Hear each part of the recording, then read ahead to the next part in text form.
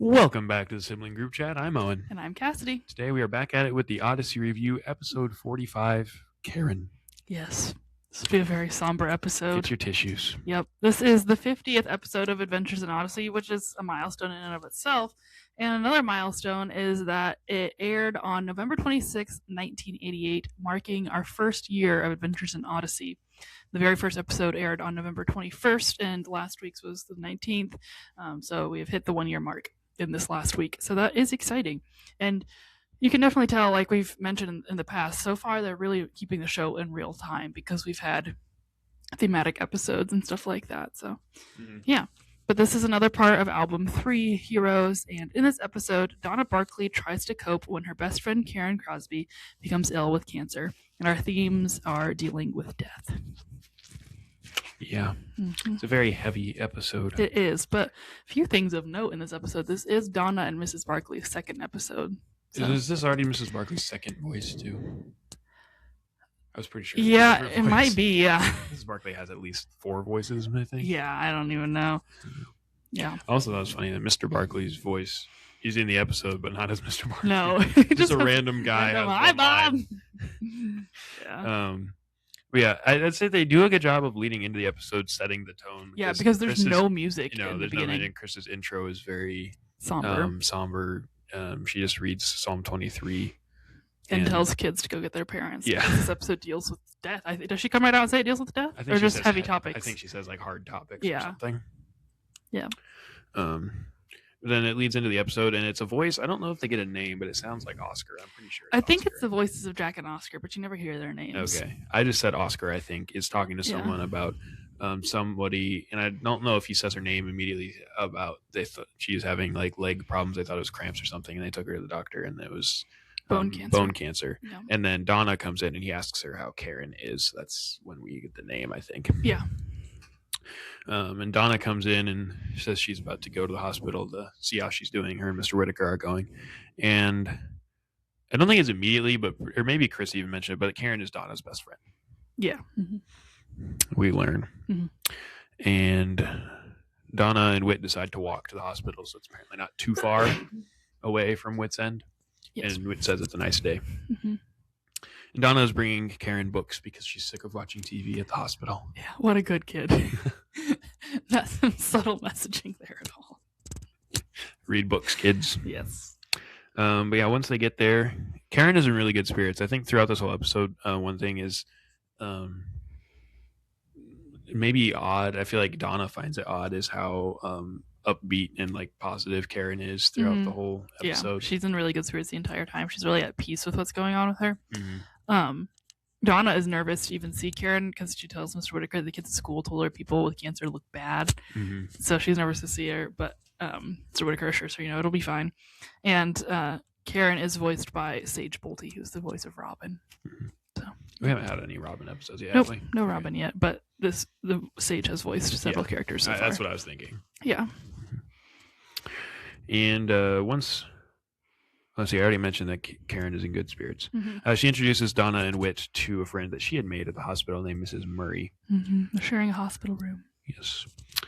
And not a whole lot happens. They kind of just say hi, introduce Mrs. Murray, but then the nurse comes in and says that they need before that, Karen asked Donna to take care of, or maybe Donna already had the cat. She's asking. She was asking how Ferguson. Yeah, asking how Ferguson is doing. Ferguson is actually a continuous character in the show. He has a couple appearances. Yeah, but yeah, then the nurse comes in, and this is kind of funny. She says it's time for them to take a nap. She says it's time for some rest, and Mr. Whitaker's like, "Oh, good, I've been needing a nap. Not you, Buster Brown." Yeah. But before they leave, Karen tells Donna to make sure that they don't take her part out of the fall festival. Which we derive as like a talent show. Like kids can just do whatever they want. But she was planning on dancing. And at this point, she still wants to dance. And then the next scene we get is just at school and the guy who's organizing the student. Because it's always a student, I think, who organizes it. We get that impression later next year. Yeah. I think David is his name. Yeah, but he's organizing the festival and he's going through the order and he realizes Karen is still in there, so he's about to take her out.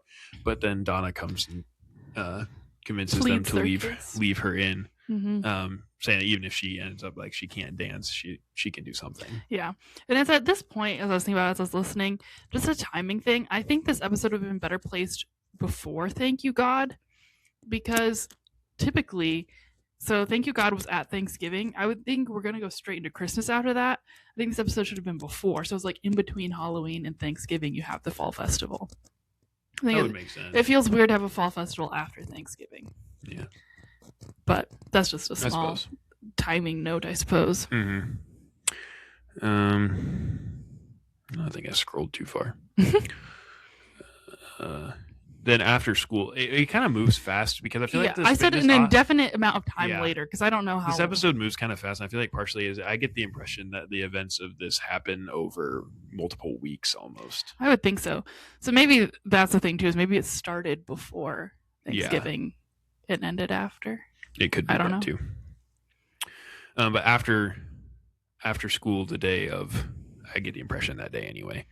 Or, well, maybe not. I don't know. Anyway, I think after school a day, yes, Donna's mom comes, I think, at wit's end. No, it's the hospital. Oh, Donna's at the hospital. Yeah, okay, Donna goes to the hospital to go to check on Karen, and her mom is already there.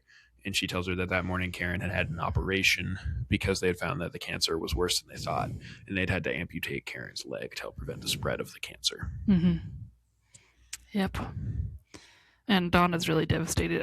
We don't see her. Does she go see Karen that same day, or is it I think so. Day? Well, they don't really say, but Donna goes to see Karen, who is still in good spirits, and I think it's a little bit funny, but like Karen is fine with like making jokes about missing a leg, and it really bothers Donna. It does, and I think, like you said, Karen is in good spirits this entire time, but I think in each scene she comes back in, she's not any less happy, but she's weaker. She's weaker, yeah, and you can hear that in her voice. Mm-hmm. Yeah.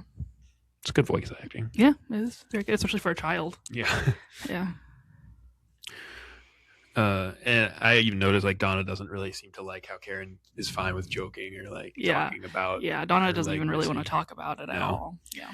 And then Karen tells Donna about a dream she had. Well, I can't remember if it was like right after or because during her operation. During the operation, it was Jesus talking to people who were asking to be healed, and he told them that he had something better for them. Well, he healed some of them. Oh, did she say that? I missed that. I didn't note that. And then she said that Jesus turned to her and said that she had something better for her too. He had something better for her. That's what I said. No, but that's okay. That is what I said. Jesus had something better for Karen. Which is exactly what I said. And yeah, but anyway, so Karen tells Donna the stream, and Donna's like, "Wow, that's crazy. Jesus talked to you." And basically, like Karen's just saying that she trusts Jesus has a plan, regardless of what happens to her. Yeah.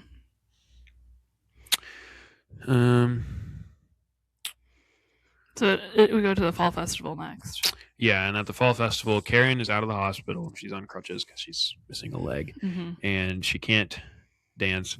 She even makes a little joke about not dancing because she forgot her dancing shoes at home. Yeah, before Karen comes up on stage, we have further commentary by the nameless boys, who I feel like are just here to give us... Well, I think one of them there was David. No, I don't think so. It was the same voice as this before. I don't think so. It was the voice of the guy who was doing the schedule. I don't think so. Yeah, it was. No. I am 100% sure it was. But I feel like these boys are just here to give us commentary and context that is weird for any of the main characters to give. Yeah, probably. But at the fall festival, Karen... she was going to sing, but her voice is not so she decides to read a hymn called No Night There. Mm-hmm. I don't know if it's actually called that, but it is. I looked it up. Oh, okay. Yeah. No, it's not familiar to me other than of this episode. So, yeah. And then after she reads it, well, she also dedicates it to Mrs. Murray. Mm-hmm. We don't get any idea about what happened to Mrs. Murray. But later, I said days or weeks, ? I'm not really sure. Again, we don't know. Yeah. Whit got a call at Whit's End that Karen was back in the hospital because the doctors thought the cancer had spread. And so Whit and Donna go to see her. Donna came in. No, we have an important scene between Whit and Connie before that. Oh, you're right. Yeah. It's crucial to Connie further. Because Connie is questioning...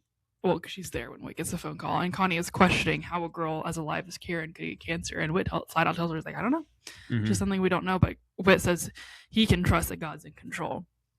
And again, I feel like Connie feels a bit thrown in here. Like, what's the point of that little interaction? unless you know what next week's episode is. It's for Connie's story. Yes, it's foreshadowing for Connie. But yes, then Donna comes in and she's all freaking out because Ferguson ran away and she doesn't know what she's going to do. Mm-hmm. But they go to see Karen, and Karen asks about Ferguson, and Karen tells Donna to be okay. Ferguson's a bad cat. He runs away from time to time. He'll come back if you run the can opener. Yeah, and Karen does sound significantly worse in this scene. And she even mentions that she thinks the doctors think she's going to die. Yeah, and she's at peace with that if that's what happens. Yeah, she tells Donna she's had the same dream again, which I think further drives home this thinking that she's going to die. But yeah, she's totally at peace with it because she knows she's going to be happy with Jesus and that she'll even see Donna again someday in heaven. Mm-hmm. And I think Donna's not really at peace with it necessarily, but she does know that Karen is right. Yeah. Like, you can get that impression. Like, yeah, Karen's like, Donna, you're pouting. Yeah. Like, Donna knows that Karen is right, and she, like, understands what Karen means, but it's hard for her because... Yeah, and then to further hit you, the last line of the scene is Karen saying, "Goodbye, Donna." And then it just ends. At least the episode doesn't end. I'm glad the episode has closure. Yes, the episode has closure. It's like a week after the funeral, yeah. And Whit is talking to Donna in the Bible room. Said he hadn't seen her since the funeral. They agree that it was a good funeral. It was the way Karen would have wanted her funeral to go. It's very much a celebration of her life. Yeah. Donna even said it seemed, what did she say? Yeah, she wished Karen could have been there or something. Yeah. Because Karen would have liked it or something. Yeah. Donna says she doesn't understand why God took Karen away, but Wilt tells her that God only knows, but through Jesus we have victory over death, and death isn't the end. Yeah, and he reads her a passage. I think that passage is in 1st or 2nd Corinthians. I'm not really sure, but yeah. It's the passage with "O death, where is your sting? O grave, where is thy victory?" Well, I think Whit recites it, actually. But no, because you hear the Bible pages. Oh, do you? Yeah. He just happens to have a Bible within arm's reach. The Bible room. I know. I would hope there's a Bible within arm's reach in the Bible room. And then that's pretty much the end. Connie comes in. Well, before Connie comes in, Donna says that she's afraid she's going to forget about Karen, but then Connie comes in because she found this cat out in the alley, and it's Ferguson. Yay! And then Whit tells her, "You'll never forget." Which I think he says that more to himself, us, the audience, and himself. And I don't think that Donna would have forgot about her, even if she didn't have her cat to remember her by. But it's just a touching. The feeling is a little bit legitimate. Of a pick me up at the end of the episode. Mm-hmm. And Chris's outro, she just reads part of Psalm 23 again. Yeah. That we can echo King David's words about God being with us in the valley of the shadow of death. This is definitely our heaviest episode of Odyssey. Oh, no doubt. Yeah.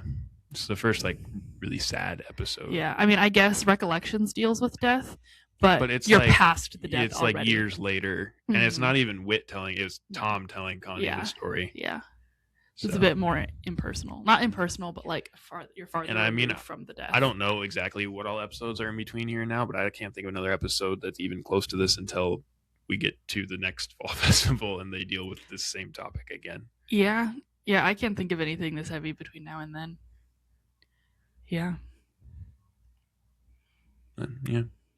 It's a good episode in the sense of it does its the story serves its purpose. Well, I don't know it. Yeah, and I have to say, maybe this is weird of me, but I was never really that bothered by listening to this episode.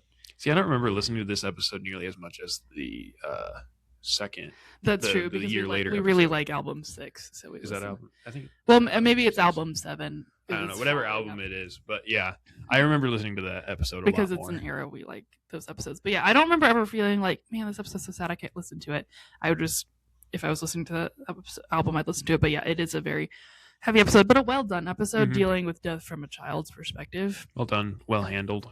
And it doesn't go too far. No. I feel like it keeps it light enough. I would think most young kids, as long as they hadn't recently dealt with something like this themselves, could handle this episode. Mm-hmm. And maybe even if they had, but you have to be a bit more careful. But yeah, I guess that'll do it for our conversation on this episode. Yeah. On a lighter note, we do have a bonus episode coming later this week. At the time of recording, we have no idea what it is, so we will figure it out. We hope you enjoy it as much as we do when we record it after we decide what it is. Mm-hmm. And then next week, we have an episode that we have been building up to for quite some time now. We have the 2-parter of Connie. AKA Eugene. Yes, Connie, which is the Eugene's beginning of first Eugene. episode. Yes, so that'll be fun next week. And we are almost done with album 3, which is crazy. It is crazy. I feel like album 2 took a long time. Well, and I think we still had more lost episodes in between. That's true. And also we had some of album 3 sprinkled in with album 2. Yeah. So that's why this feels shorter now that we're truly. So when we get towards the end of that, we'll keep your eye out for that album 3 tier list, which will be some point after we finish that. Yeah, we'll let you know when we get to it. It'll be there on YouTube for fun. And we will have let you know. Probably.